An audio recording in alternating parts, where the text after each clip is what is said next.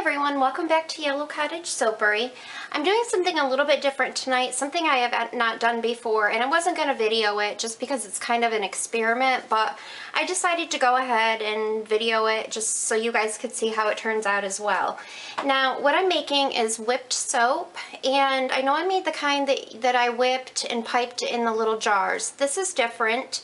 This does not have that base in it. This is a recipe basically for cold processed soap. The only thing that's different about this recipe than my normal recipe is this is 80% hard oil. Now you need around 80% hard oil in order to achieve the fluffy consistency that you want. So in here are all my hard oils, except my cocoa butter, which you can see is kind of solid. I actually measured this out last night, put my liquid oils in here, and this is mostly rice bran and a little bit of olive. And then this, my cocoa butter, I melted last night, and then I let them both sit on the counter at room temperature. So they're both room temperature right now. And I'm going to go ahead and start and see if this gets fluffy like it's supposed to. My kaolin clay is also in there, and I am going to be adding cream. My fragrance is black raspberry vanilla just because it's a great fragrance and I needed to make more of it, so I figured I would try it in this recipe. Now, this recipe is one that I made up on my own. I did watch Jen from A&N Suds and Such, and she does recommend 80% hard oils. So I went with that, but I just formulated my own recipe. And so I'm not really going to share it, only because this is the first time I'm using it. I'm not sure how it's going to turn out, so it's not tried and true. But you can Google whipped soap recipes, or you can join Jen's Be Scented group on Facebook, and it's in the files there if you need a recipe. Also, I saw a recipe on Rustic Essentials website. They have a crafting library. So those are places you can find a recipe. I'm going to go ahead and start mixing this up. And I will let you know, if I forward through some of it, I will let you know how long I'm mixing it for. I'm just going to start really slow at first. There is a tiny bit of liquid oil in here because I put everything in here last night, and then I went ahead and kind of took a little of the liquid oil out so I could let this whip. So I'm just going to kind of start. I'm about 4 right now, and once it's incorporated, I will turn it up. Sorry if the table shakes a little bit. And it's already starting to get nice and fluffy. Now this is going to be really white, so I'm only going to color 2 portions of it. I'll leave some white and I will color some pink and some purple.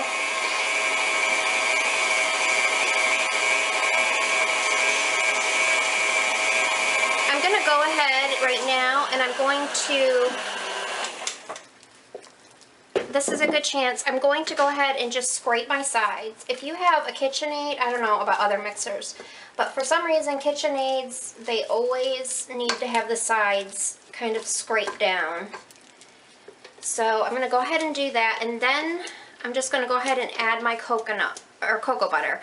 The reason it's not in this container is because it's very hard oil, and I made it a little bit softer so that it would incorporate and not be hard chunks in here. So this is like 6% of my recipe is cocoa butter.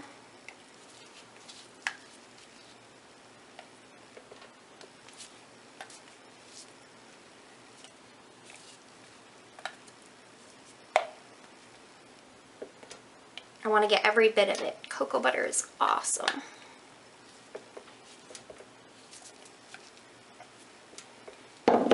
Okay, I'm going to continue whipping it.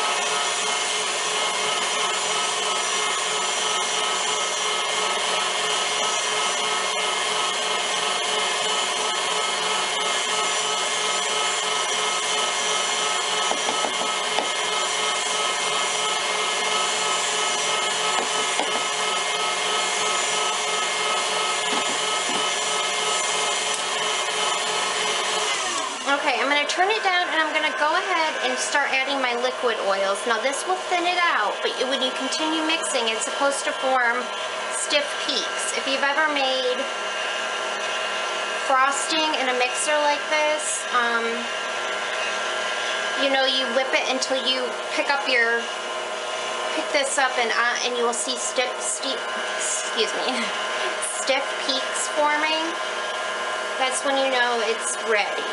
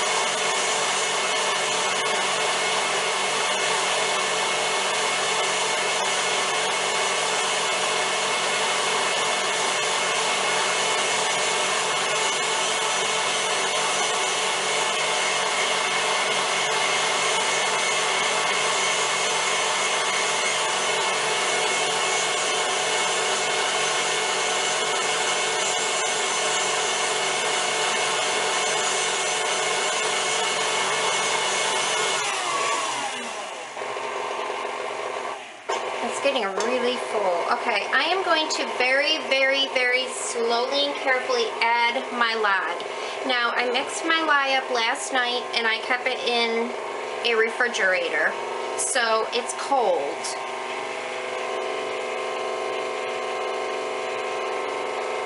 And you want to do this very, very slowly. You can just turn it the lowest you can and just drizzle it in.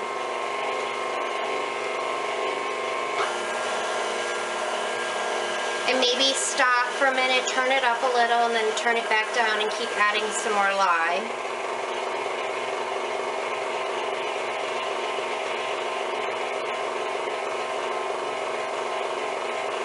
My mixer is sounding kind of wimpy.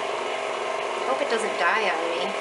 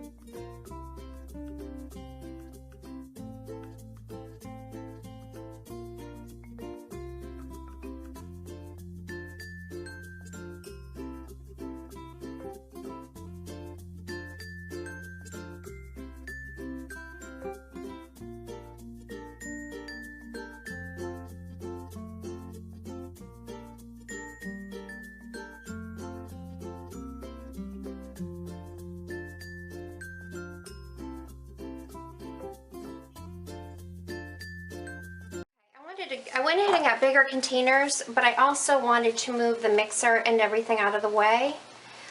So I had more room to work. So now I'm just going to go ahead and separate this into the containers.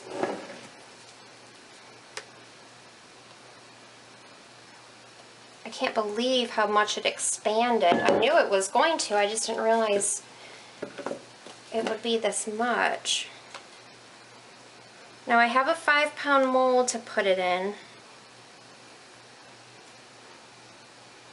And obviously the colors are going to be more pastel because this is obviously a white base. So I'm going to go ahead, I've pre-mixed my colors in some oil.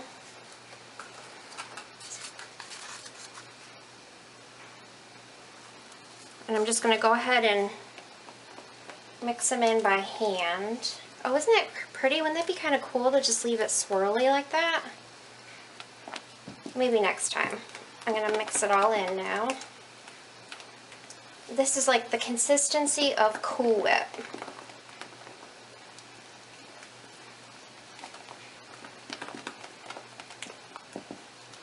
Smells good. Okay. Oh, isn't that so cool? Love it.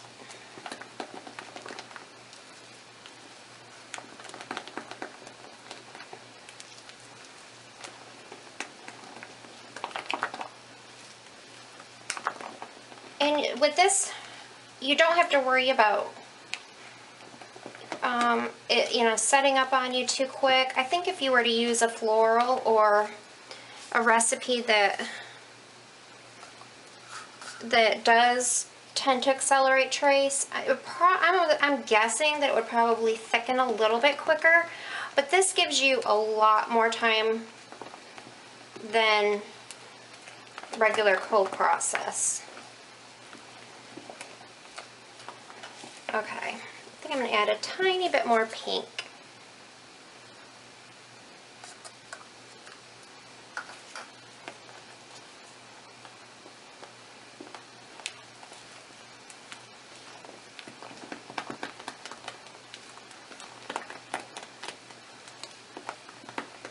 My niece just left here. She got a new puppy today.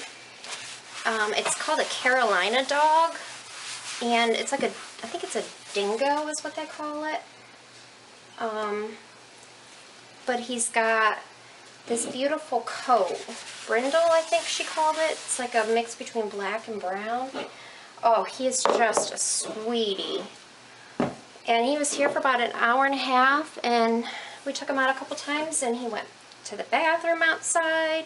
She got him at the Humane Society, at the same one that we're going to be taking cat food and dog food to when we get back from our trip. And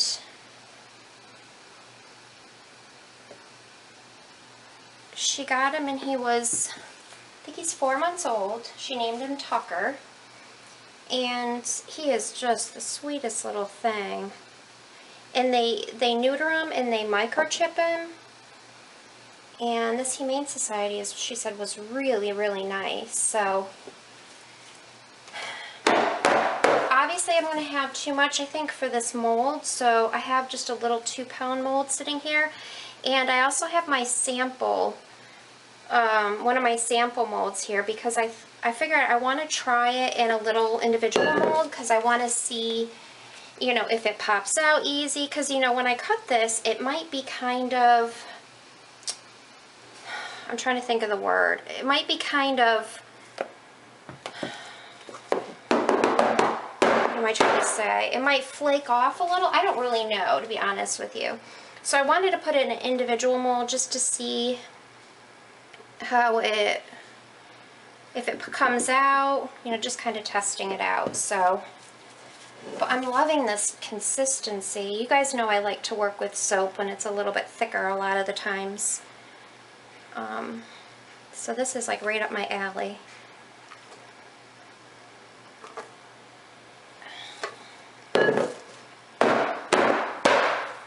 these colors are great too. If you see just tiny little dots, and I think it's just pieces maybe of cocoa butter, but hopefully once it starts going through gel, it'll be warm enough for them to melt.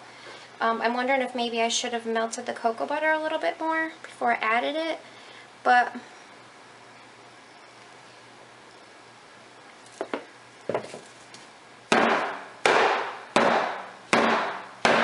okay, I think I'm going to just swirl it with a spoon. With the back of a spoon. Make sure you guys can see. Okay.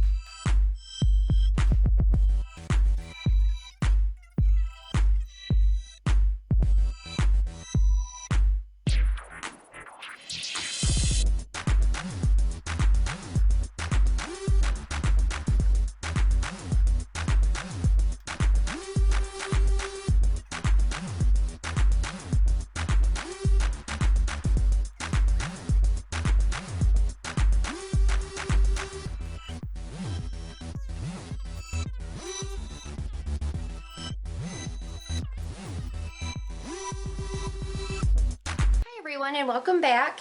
It has been 4 or 5 days since I made this whipped soap.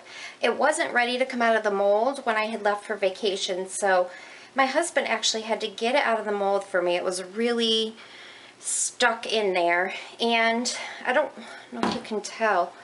There's it's very light, but there's like a little crack here and here where it seemed like it wanted to split. So, in the bottom I had a hard time getting off, and I just it's still a little bit soft, so I was able to kind of piece it together.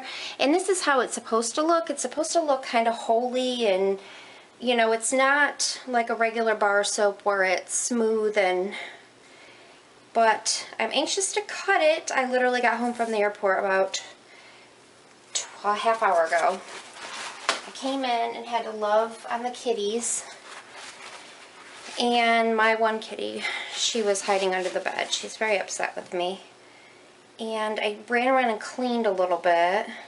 And I decided I want to cut this because I want to see if it floats. So we'll go ahead and do it. It's a pretty swirl. I wasn't sure how much of a swirl it would have.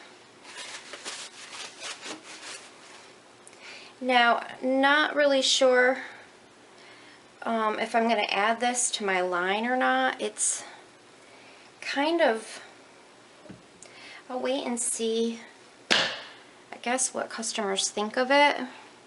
But you can see that it's, because so much air gets whipped into it, I mean, this is really light. So let me move over my cutter, and I have a bowl of water. It's supposed to float.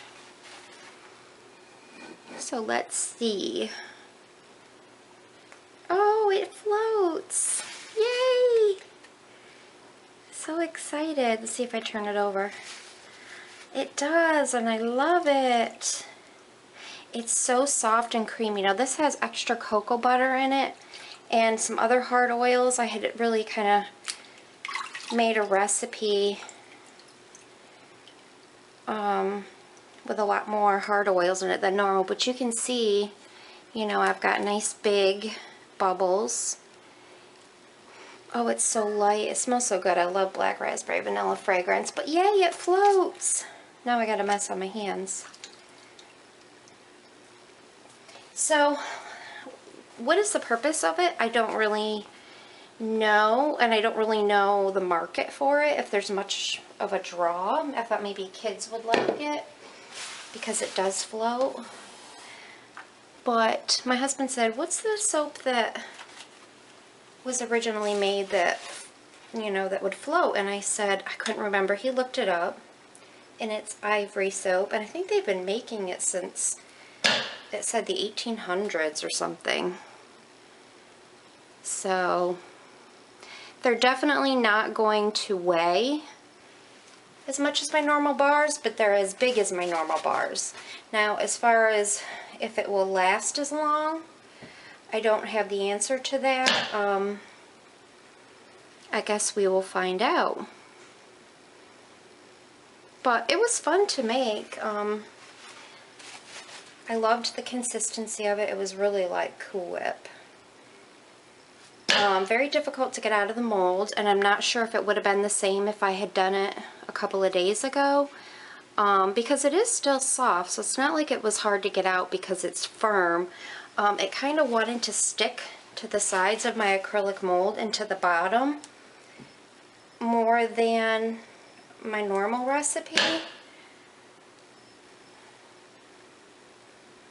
But this batch, I think it was 58 ounces of oil, if I remember correctly.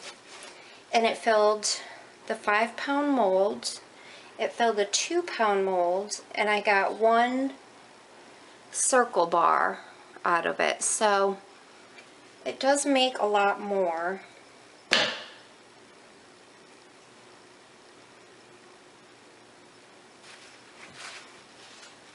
It is very crumbly, as you can see, and messy. So I'm not sure I like that part of it.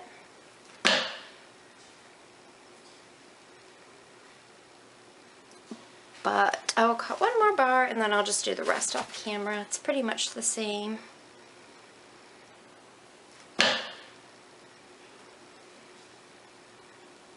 Okay guys, thanks so much for watching and being a part of my experiment, and I will catch you on the next video.